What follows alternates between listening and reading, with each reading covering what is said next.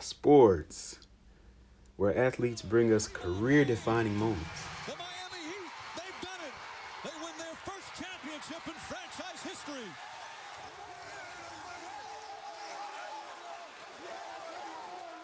Tomlinson off the left side. Tomlinson sidesteps. Hello, history books.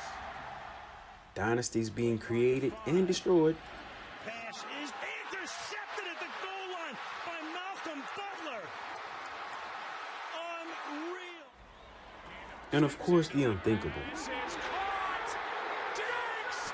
Sideline. Touchdown. Unbelievable. Vikings. And me? Well, I'm here to give you the truth. The one aspect that will never lie, the numbers.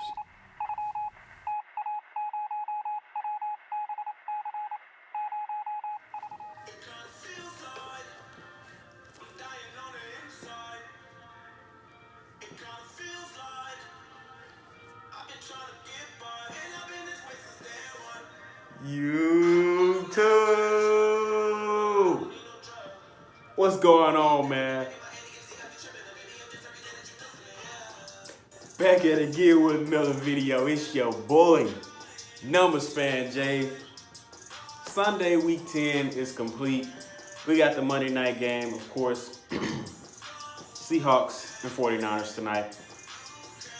But, of course, we got to start with the Thursday night game. And I just want to go ahead and say that Thursday night game between the Chargers and the Raiders, despite the fact that we lost and I'm clearly not wearing a jersey, it was a fantastic game. I have to give the Raiders a lot of credit.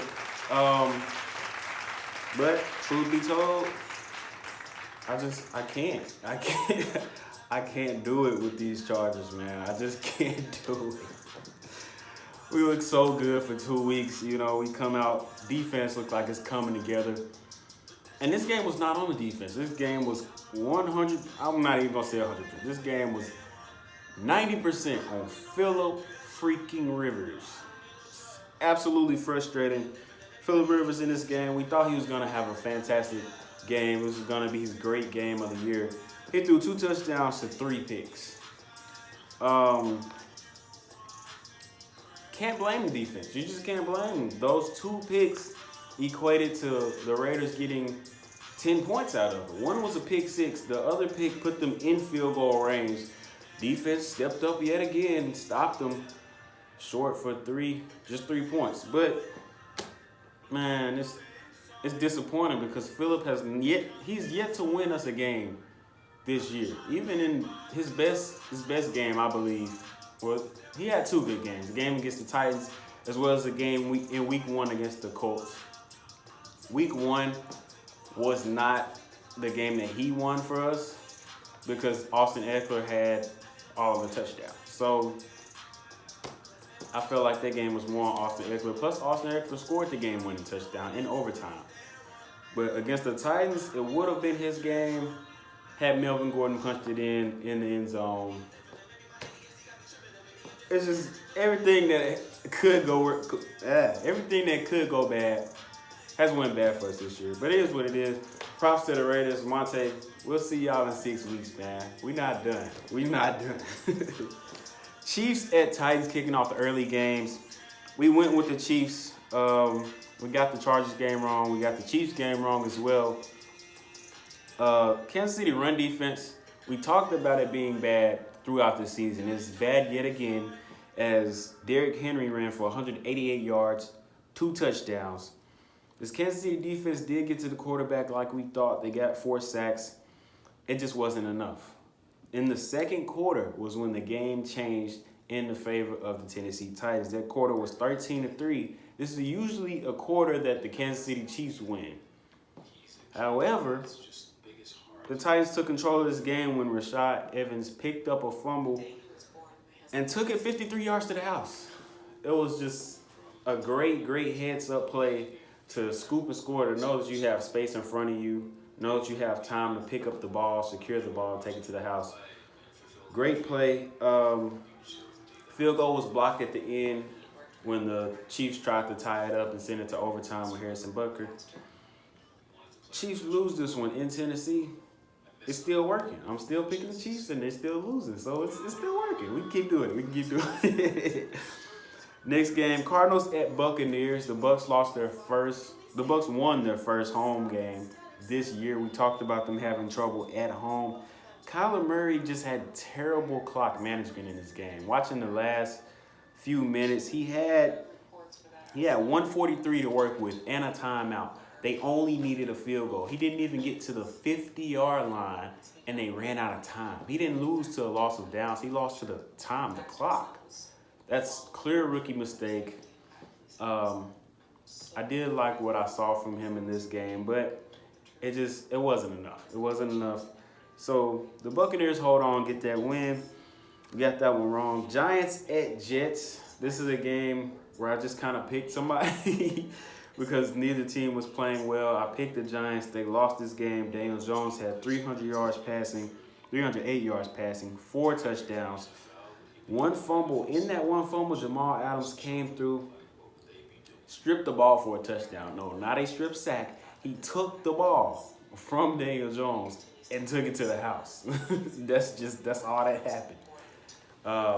That was pretty much a game-defining play right there. Falcons at Saints was the upset of the week, no doubt about it. I picked the Saints to win this one big. They both talked about both teams coming off a bye. The Saints looked rusty and the Falcons looked focused.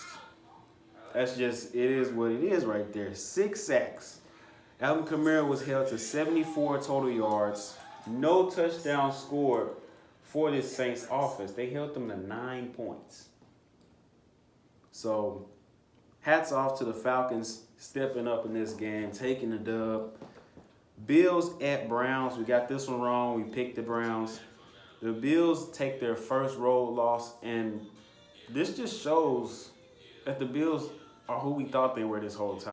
That's why we took the damn field. Now, if you want to crown them, then crown their ass. But they are who we thought they were, and we let them off the hook.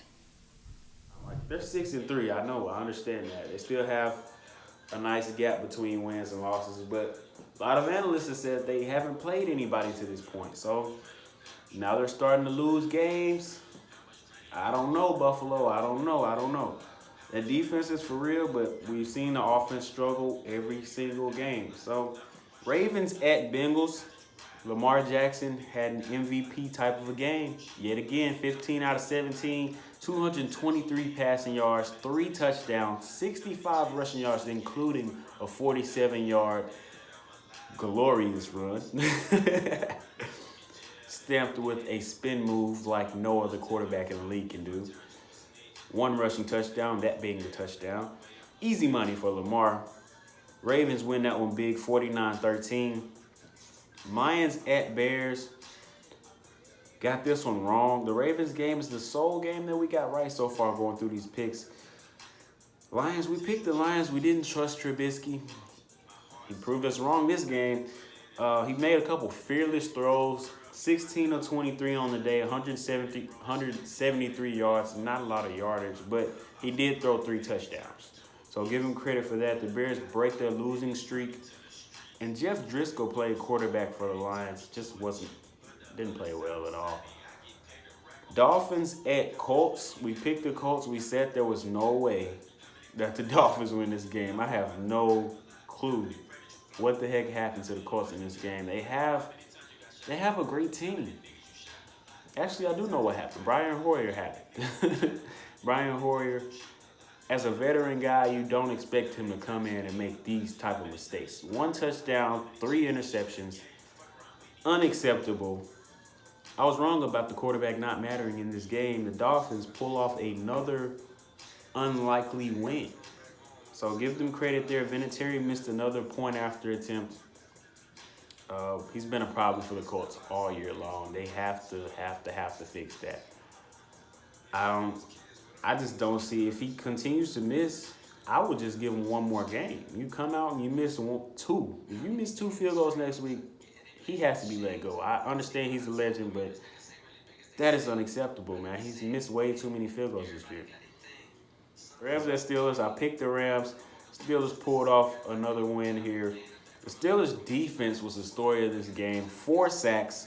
They got pressure all game. All game long, they were in Jared Goff's face when it was time to pass. They were right there every time before he let go of the ball. 2 interceptions, 2 fumbles, 1 touchdown for this defense. Minka Fitzpatrick has played phenomenal. Greg Zuerlein missed the field goal before halftime for the Rams, and it wasn't even a close field goal. It was pretty terrible. So, I mean, we got to start taking the Steelers seriously. Like, I want to. I just don't trust this offense. I just don't. But moving on. Panthers at Packers. Kyle Allen had 1 fumble, 1 interception, and just 1 touchdown in this game. C-Mac ended up coming 1 yard short of scoring a touchdown as time expired. They lost this game 16-24. Of course, even if they do score, they have to make the 2-point conversion. But they didn't score. In the snow, this game was the first real snow game of the year, you know. The Panthers only had 2 sacks, and we talked about that being a big key after the Packers allowed the Chargers to get to Aaron Rodgers several times last game. Panthers coming in this game number 1 in sacks. Packers did a great job protecting Aaron Rodgers. In fact, Aaron Jones has a lot to do with that, scoring 3 touchdowns on 93 rushing yards. So the rushing attack did kind of counteract that pass rush of the Panthers. And that's how you have to beat a team with a good pass rush. You have to run the ball. Vikings at Cowboys. We got this one wrong. We did get the Packers game right, so that's 2 right. Vikings at Cowboys. We got this one wrong. Cowboys lost this one 28-24. Prescott played fantastic until the bad decision at the end. To throw to Ezekiel Elliott on the sideline, he was completely covered. Just absolutely wrong decision. Can't blame the whole game on him. Prescott had 3 touchdowns in this game, 397 yards. He was 28-46, so they did pass the ball a lot. But that was because Elliott could not get going at all, which a lot of people are now questioning, should they have paid him this money? But Prescott didn't throw his only interception until the last play of the game, trying to throw it in the end zone. Amari Cooper played great. I'm not an Amari Cooper doubter anymore, I can say that. Great body control, hands. Much improved since he's left Oakland. A change of scenery actually did this guy good. It actually did. Dallas, we talked about them being good on 3rd down on offense and defense. 3rd down on offense, they converted 60% of the time, but Minnesota converted 57% of the time on offense. So I think that was a huge part in this game, as well as Dalvin Cook just tearing it up. So Cowboys lost that one. Now you know it's Monday, so you know we gotta flip the M to a dub. We got the 3 dubs for you today. Who, what, and why? Who make the wild card in the AFC? We got several teams in the hunt right now. We know the division leaders, the Chiefs, the Texans, the Patriots, and the Ravens. But when we get into these wild card spots, everybody's only separated by 1 or 2 games. So we got the Bills, the Raiders, the Steelers, the Colts, the Titans, the Jaguars, and even the Chargers are still in the mix for the wild card right now. Who do you guys think is going to get these 2 wild card spots? I was going to go with the Bills. Now they're starting to lose.